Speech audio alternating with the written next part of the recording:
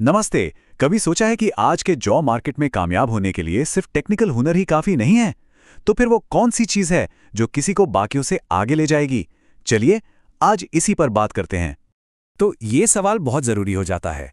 जरा सोच कर देखिए, हुनर तो कई लोगों में होता है, पर वो क्या खास बात है जो किसी को तरक्की की सीढ़ियां चढ़वाती हैं? आइए मिलकर इस पहेली को सुलझाते हैं।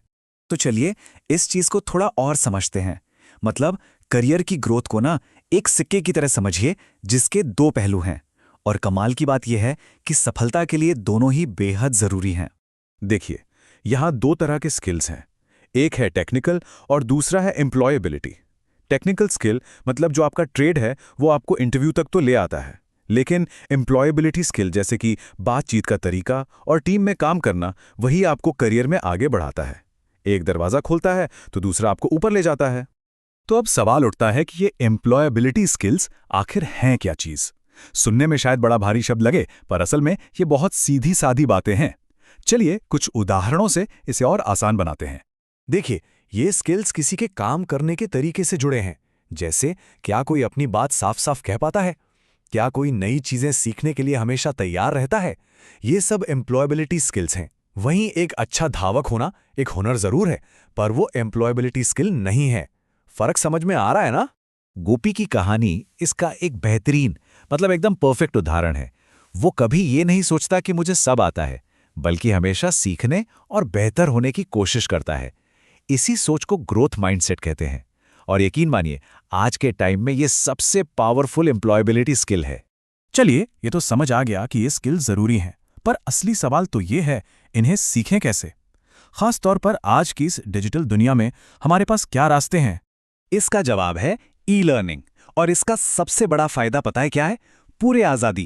कोई अपने घर पर हो या सफ़र में, दिन हो या रात, जब चाहे तब सीख सकता है। बस एक चीज़ चाहिए, सीखने की लगन। तो शुरुआत कैसे करें? अरे बहुत आसान है। पहला कदम राम की तरह अपना लक्ष्य तय करें कि सीखना क्या है। दूसरा कदम जीना की तरह अपने टूल्स तैयार रखें। एक मोबाइल फ़ोन भी काफ़ी है। और तीसरा कदम अपने लिए सही कोर्स खोजें, चाहे ऑनलाइन हो या ऑफलाइन। और अगर कोई ये सोच रहा है कि ये कोर्स मिलेंगे कहाँ, तो उसकी भी चिंता करने की ज़रूरत नहीं है। भारत स्किल्स जैसा सरकारी पोर्टल है और ग्लोबल आईटीआई का यूट्यूब चैनल और मोबाइल ऐप भी बेहतरीन रिसोर्सेज हैं जहां बहुत कुछ सीखने को मिल सकता है। अब देखिए, इसे असल जिंदगी में कैसे अपनाया जा सकता है। गीता, उसे लगा कि उसकी बातचीत की कला थोड़ी कमजोर है, तो वो रुकी नहीं, उसने फौरन एक बेसिक इंग्लिश कोर्स ज्वाइन कर लिया। इसी को कहते हैं प्रोएक्टिव होना, मतलब प्रॉब्लम को पहचानना और उस पर तुरंत काम करना।